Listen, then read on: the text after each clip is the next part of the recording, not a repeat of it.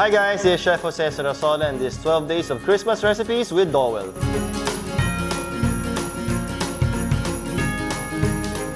Today naman gagawa tayo ng bibingka pancakes, of course using my Dowell Induction Cooker.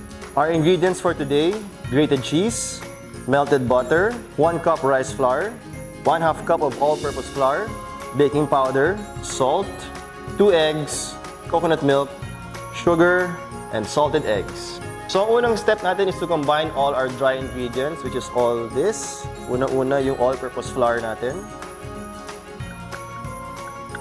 Rice flour. Sugar. Baking powder.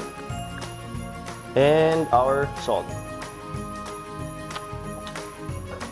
Next step naman to combine all our wet ingredients.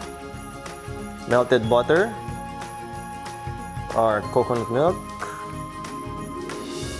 and our 2 eggs. So now we move our flour mixture to a mixing bowl and then add our wet mixture. Let's turn on our induction cooker.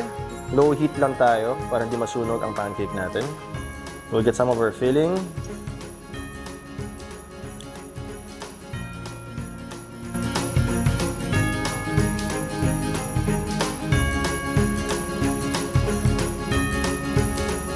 At ayan, tapos na yung pancake natin.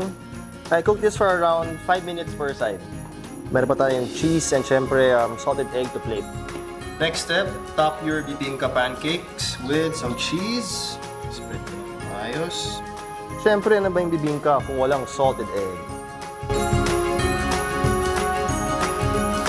And that's my bibingka pancake, of course using my Dowell Induction Cooker. See you in my next video.